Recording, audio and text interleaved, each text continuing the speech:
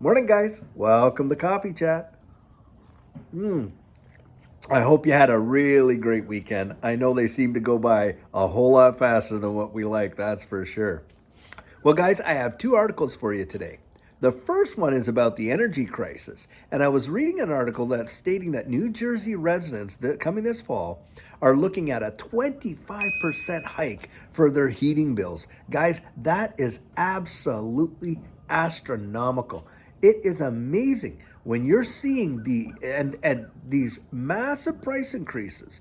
And yet you have officials telling us, "Oh no, we're not going to have, super high inflation." Guys, 25%, that is an insane increase. I mean, 10% is tough, but 25, and it's my expectation that that's not even going to be the minimum. I think that we're probably going to see something like 30, 40% increases.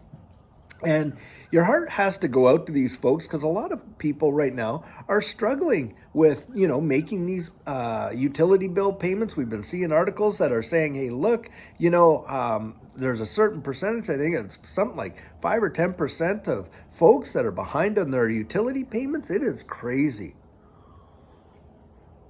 And we're seeing all this all over the world. And as you know, it is just getting worse and worse. And I think this is almost a strategic play because there are reserves available, guys, that they don't have to be charging these kind of prices and at the exorbitant rates. Look, are we going to see rate increases? Yes, for sure. 25% and above?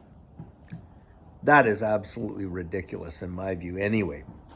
And that's supposedly happening in New Jersey. Now, the other article that I read has to do with the criminal justice system in the state of Illinois. Well, I guess now they're going to literally, by 2023, get rid of cash bail. And there is a heap of violent crimes. We're talking robberies, burglaries, assaults, and on and on and on, where they're not even going to be requiring people to stay in jail awaiting trial and without bail. Now you got some, folks going on there. Well, but bail isn't fair because if you can't afford it, da da da. The whole point of bail isn't to buy yourself out.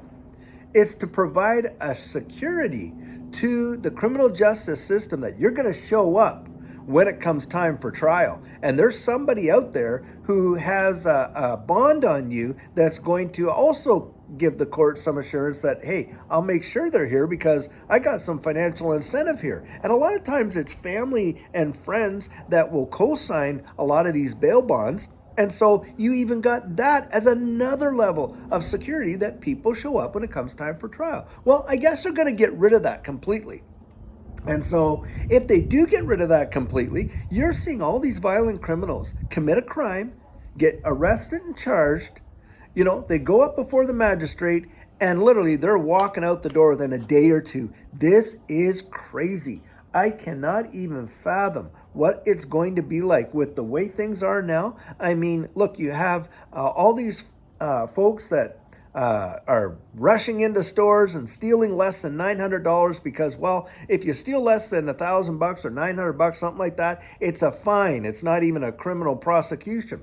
And so a lot of stores are just closing in various areas where there's such a high rate of shoplifting and theft. They're just closing.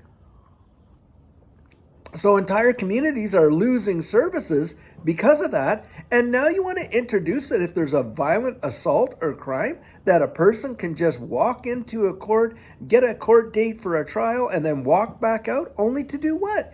Go back after the people that reported them for committing the crime? I mean, it does not make sense to me. And another thing too, guys, about the whole bail and bail bondsman thing, remember, you've got an entire industry of folks out there that help the police in tracking down these wanted criminals and those bounty hunter type guys that go after the bounties for people who have skipped their bail. So now you're going to eliminate that industry because, hey, there's no incentive, there's no bail, so there's no skipping bail. And so there's a whole group of people that actually go out and help clean up the streets and get some of these people back in front of the courts, to face their court date and face some potential justice. They're not going to be available either.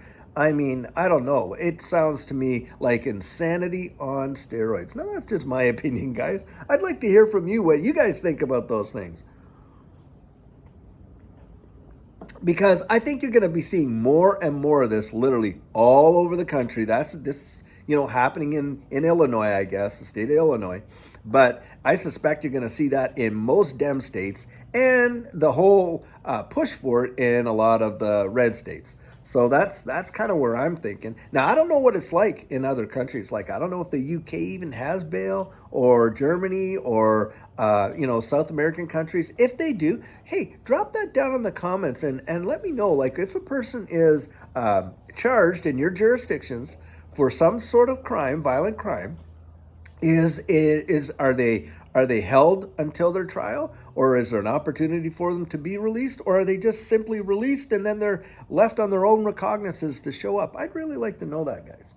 So anyhow, this is the coffee chat that I have for you this morning, and we'll be back on later today with our regularly released video. And guys, I'm telling you, there is so much to report. It is phenomenal. And we're going to be doing a deep dive on some of the ISO 222 stuff later this afternoon that you're probably not going to want to miss. So until then, guys, take care.